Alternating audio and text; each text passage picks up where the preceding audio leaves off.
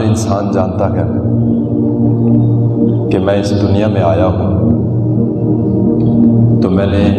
ایک نہ ایک دن یہاں سے جانا ہے۔ آج ہم یہاں پر زندہ ہیں، پھر رہے ہیں، اور ہمارے ساتھ یہ اٹھتے جنازے، یہ پھیلی ہوئی قبریں، یہ بڑے بڑے قبرستان، یہ ہمیں ایک پیغام دے رہے ہوتے ہیں، اور یہ نکلتا سورج پھر ڈھلتا سورج، یہ ہمیں ہر روز کوئی نہ کوئی پیغام دے کر جاتے ہیں کہ اے غافل انسان، آج تو دنیا کے جس نشے میں مست ہے، دیکھنا ایک دن وہ آئے گا کہ تجھ سے تیری رضا بھی نہیں پوچھی جانے، تجھ سے یہ بھی نہیں پوچھا جانا کہ ہاں بھائی تو نے جانا ہے کہ نہیں۔ جب حکم اجل آنا گیا، جب اللہ رب العزت کی طرف سے موت کا حکم آ جانا گیا، تو اس کے بعد ہمارا کوئی ہیلا بہانہ نہیں چلنا، ہمارا کوئی زور نہیں چلنا، ہر چیز یہاں پر دھری کی دھری رہ جائے گی، اور موت کا فرشتہ آئے گا، جھٹ سے ہمیں لے کر یہاں سے روانہ ہو جائے گا۔ پھر اس کے بعد کے جو مناظر ہیں، اگر وہ ہمارے سامنے ظاہر کر دیے جائیں جو ایک گنہگار بندے کے ساتھ ہوتے ہیں، تو یہ حدیث کا مفہوم ہے کہ اگر مرنے والے کے ساتھ جو معاملات قبر میں کیے جاتے ہیں، اگر اس کی ایک جھلک بھی انسانوں کو دکھائی جائے، زندہ لوگوں کو دکھائی جائے، تو وہ خوف سے بے ہوش ہو جائے۔ پھر ایک اور حدیث میں یہ الفاظ میں ملتے ہیں کہ وہ اس خوف سے اپنے رشتہ داروں کو، اپنے قریبی دوستوں کو دفنانا چھوڑ دیں۔ اتنا معاملات ہوتے ہیں سخت بھائی، قبر میں بہت سخت معاملات ہوتے ہیں، اور آج ہم اس دنیا میں رہتے ہوئے ہر چیز جوڑ رہے ہیں، اور اپنے ہی حساب سے ہم سارے معاملات طے کرتے ہیں۔ اور مجھے بتائیں بھائی کہ آج کے اس دور میں یہ کوئی بھی بندہ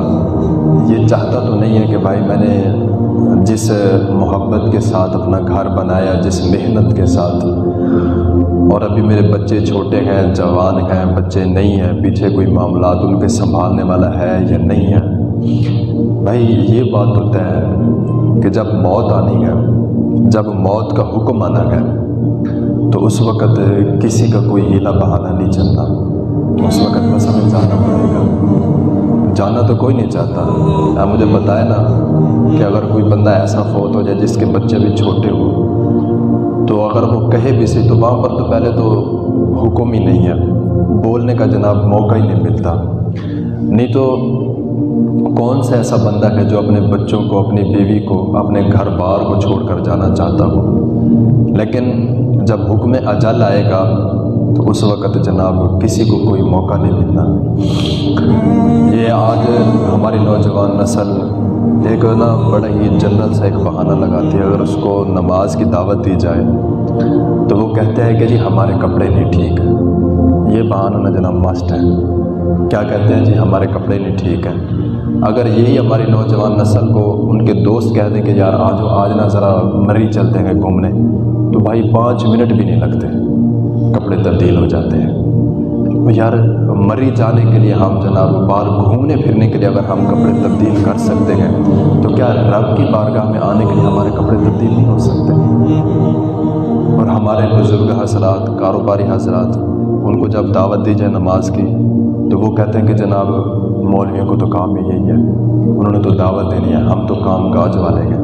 او بھائی مجھے بتاؤ، جتنا بڑے آپ کاروباری ہوں، جتنا بڑا آپ کا بزنس ہے، آپ کی دکان کھلی ہے، بند ہے، کسٹمر کھڑے ہیں نہیں کھڑے، جب موت کا فرشتہ آنا ہے اس نے یہ تو نہیں پوچھنا کہ بھائی تو نے اپنے گاہک جو ہے نا ان کو ڈیل کر لیا یا تیری دکان کھلی ہوئی ہے بند ہے، اس نے تو کچھ نہیں دیکھنا۔ دکان کھلی ہے تو کھلی رہے گی، گاہک سودا لے رکھیں گے تو وہ لیتے رہیں گے، لیکن ہمیں جب آرڈر آئے گا ہمیں تو چلے جانا ہے۔ اور بھائی دنیا میں تو ہم بہانے لگا لیتے ہیں، تو مجھے بتائیں نا حضرت عزرائیل علیہ السلام کے لیے بھی کوئی بہانہ ہم نے ڈھونڈا ہوا ہے؟ اس نے تو کچھ نہیں دیکھنا، اس نے تو پکڑ کے لے جانا ہے۔ تو پھر ہم کیوں نہ کہیں کہ اچے ٹبے شیراں ملے تے تھل ملے مرغائیاں، چاروں نکراں موت نے ملیاں، کرم کری رب سائیاں، کرم کری رب سائیاں۔ پر بچ جاؤ یار، اپنے معاملات درست کر لو، اپنے رب کو راضی کر لو، 5 وقت کے نمازی بن جاؤ، اپنی حاضری لگوایا کرو۔ نماز قبول کرنا نہ کرنا وہ اس کا کام ہے، حاضری لگوانا ہمارا کام ہے جی۔ حاضری ہماری ہونی چاہیے، غیر حاضری نہ ہو۔ اپنے معاملات درست کر لو، اپنے رب کو راضی کر لو، اپنے گناہوں سے معافی مانگ لو۔ رمضان شریف ہمیں ملا ہے، یہ رب کی طرف سے بہت بڑا انعام ہے ہمارے اوپر۔ اس میں جتنا ہو سکے رحمتیں لوٹ لو، برکتیں لوٹ لو، اپنے رب کو راضی کر لو۔ یہ بہت بڑا سنہری موقع ہمیں ملا ہے یار۔ مصطفى مصطفى منبع الصفا سيد الأنبياء مشعل